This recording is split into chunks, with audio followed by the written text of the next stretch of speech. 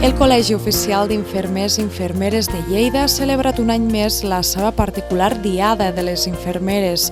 Ho ha fet en una vetllada especial on elles han estat les protagonistes i en la que s'ha volgut posar en valor la gran tasca que fan com a professionals.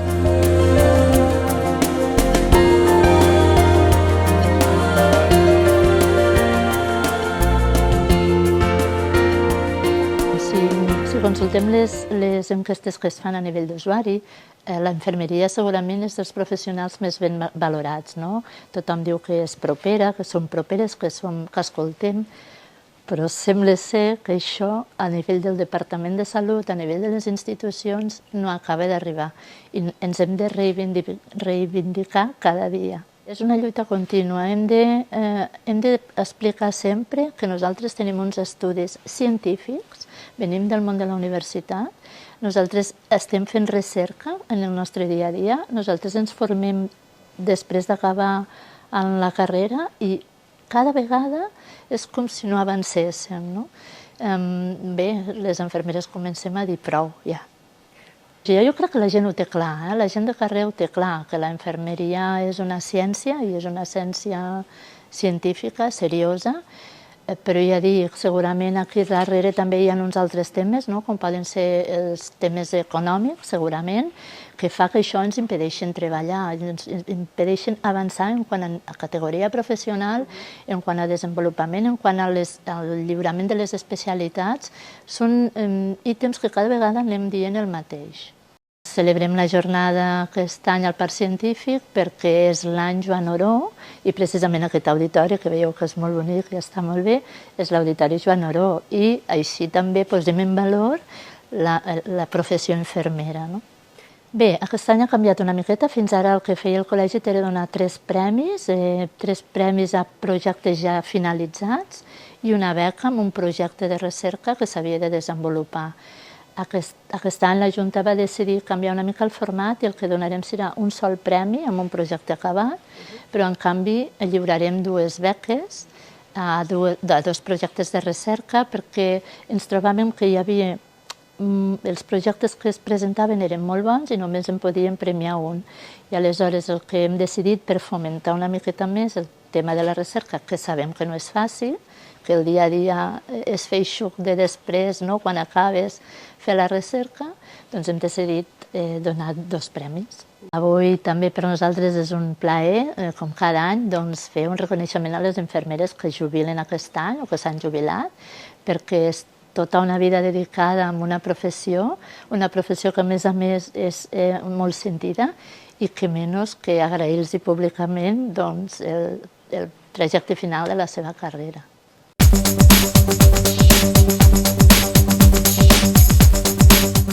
Un dia festiu d'homenatges, però també de reivindicació sobre l'essencialitat d'aquest sector.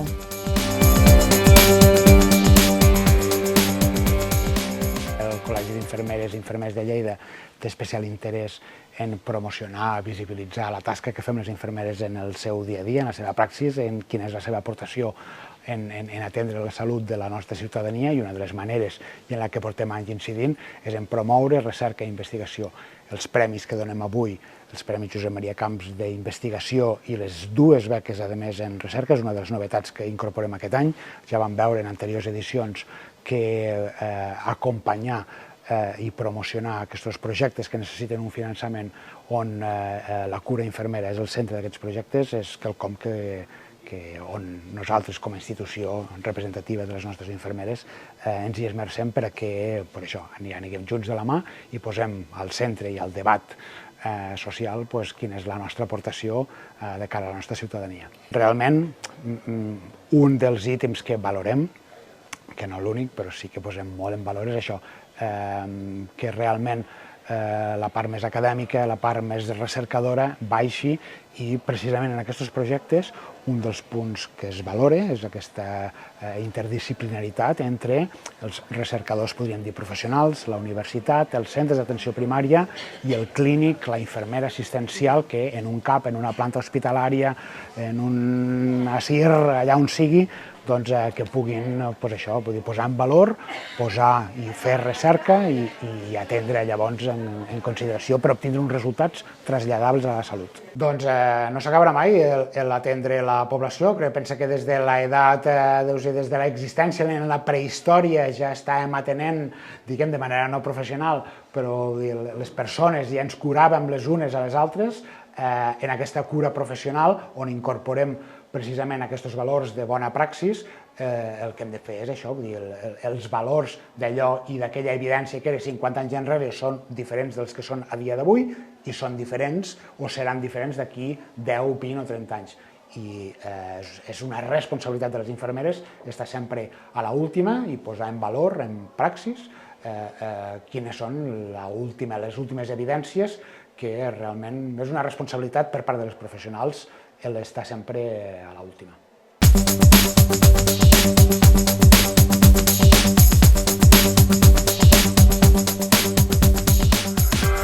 L'especialització de l'infermeria és aquell pas probablement que hem de fer més endavant. Fins ara, quan sortim de la facultat, podríem dir que som una infermera abarca tots els camps, però no tenim una experiència. Però sí que el futur, per les noves demandes, el que ens demana és que ens anem especialitzant en diferents aspectes. Una pot ser més amb envelliment, unes altres de les que ja estem més amb àrees quirúrgiques, amb atenció directa al pacient, amb pràctiques avançades on es desenvolupa més el rol de la infermera sense estar tan associat potser amb aquell antic concepte de que està sota la prescripció mèdica. Les noves infermeres especialistes aporten un valor a les cures que es distancien molt ja d'un treball, és un treball més independent que surt de la línia d'estar sempre, aquell concepte que encara es té, sobretot amb la gent més gran, d'estar sota la prescripció del metge. La infermeria té el seu rol professional individual, és la que fa la cura més propera de les persones i el fet que ens anem especialitzant amb les diferents branques farà que puguem donar una millor atenció a la població que ens ho demana.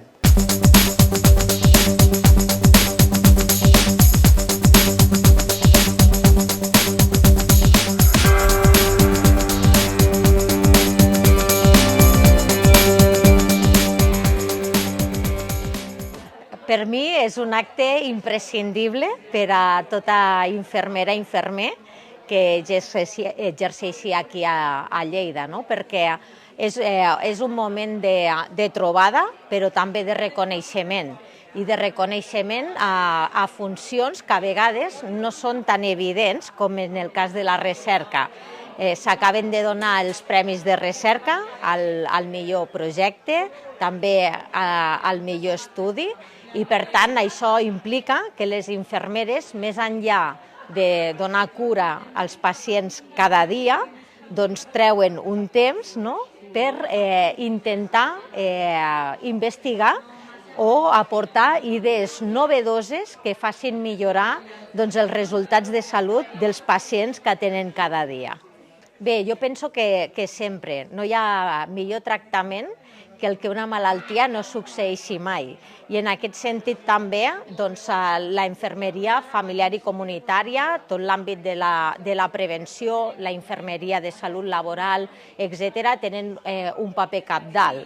I de fet hem vist com un dels premiats precisament són infermeres familiars i comunitàries, que són les que estan al costat de la població, al costat de la comunitat, i són les que tenen, diguéssim, tota la infraestructura de la comunitat per influir a la gent ja des de ben petits, des que van a l'escola, per intentar que tinguin hàbits saludables, dieta saludable, esport, activitat física, relacions afectives i sexuals, que ho facin amb salut i per tant que aquesta malaltia no succeeixi o que la endarrerim el màxim possible. En el marc d'aquesta celebració també s'ha fet entrega de les 13enes beques als millors projectes de recerca infermera i el 31è Premi Josep Maria Camps i Balaguer d'Investigació d'Infermeria de Lleida. El treball que ens han premiat consisteix en utilitzar l'ecografia per determinar, per exemple, si una úlcera per pressió, doncs jo què sé, nosaltres visualitzem que és categoria 2 o categoria 1 i pot ser una categoria 3, però clar, nosaltres només veiem el que hi ha i llavors pot ser que afecti més plans. O les dehiscències de ferides, una altra de les utilitats que pot ser, dehiscències de ferides que no sabem la profunditat, quina quantitat de planos, per exemple, o si està tunelitzada o no aquesta lesió. I un altre dels objectius d'aquest treball és abarcar la població que no es pot desplaçar, per exemple, que no es pot desplaçar o al cap o que té més dificultats, com pot ser la gent que treballa, que viu en centres residencials o a domicilis. A més, publicar ara es costa diners i, començar el treball amb un coixí que es diu.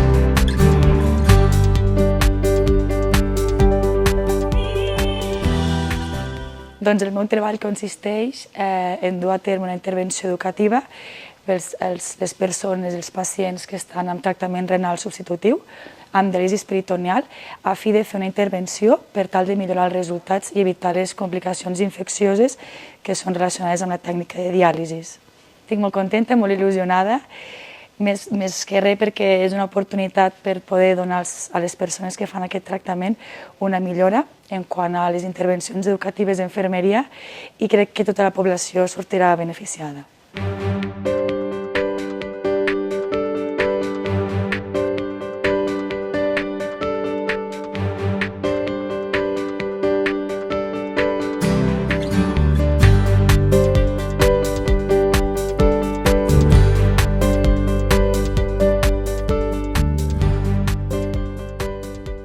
Sí, nosaltres ens han premiat un projecte ja finalitzat, és a dir, que hem presentat ja tot el treball complet amb els resultats, i la temàtica era sobre la inèrcia terapèutica. La inèrcia terapèutica seria un concepte en el que afecta als professionals. De retruc afecta els pacients, però és quan nosaltres no actuem i no fem els canvis terapèutics en un pacient que té mal control. És a dir, una persona que té mal control, que tu li dones una teràpia, sigui farmacològica, de dieta, exercici, i que aquella persona no millore i que al final no li fas més canvis de tractament, en comptes de lo contrari seria la intensitat terapèutica, ser intensiu, anar canviant teràpies o fàrmacs per aconseguir que tingui un bon control, per exemple, de la diabetis. Doncs nosaltres hem fet un estudi a la nostra zona, que és Balaguer, per veure quina inèrcia terapèutica tenien els professionals, i aquesta era la primera fase del treball, la part més quantitativa, i després una segona part que era qualitativa, conèixer quines creences, quines visions tenien sobre l'inèrcia terapèutica aquests propis professionals, veient els seus resultats i estudiant quins eren els factors relacionats, quines causes possibles podien trobar per a justificar aquella inèrcia terapèutica i de retruc buscar-li solucions. Era un estudi, diguéssim, complet amb la vessant aquesta mixta, qualitativa i quantitativa. Sobretot, és com que et reconeixen tot l'esforç que sempre fem fora d'hores, o sigui, mai podem fer recerca en el nostre horari laboral perquè no dona la vida i tot el que fem a casa i fora d'hores té aquesta recompensa final i és meravellós. Estem superagraïts al COIL.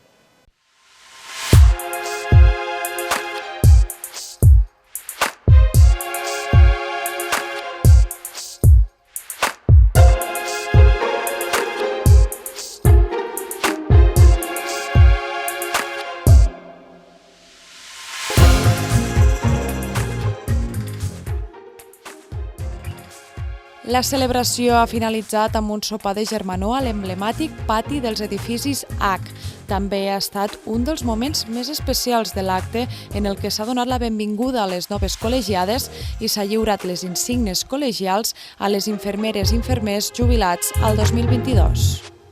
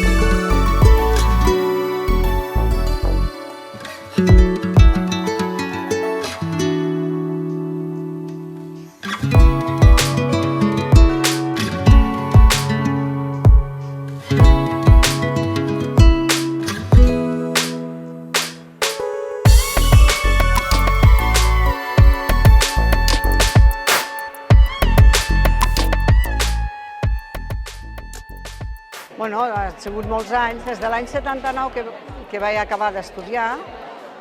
Nosaltres vam tindre el privilegi de ser un grup molt reduït estudiant a l'Hospital Arnau, antiga General Moscardó.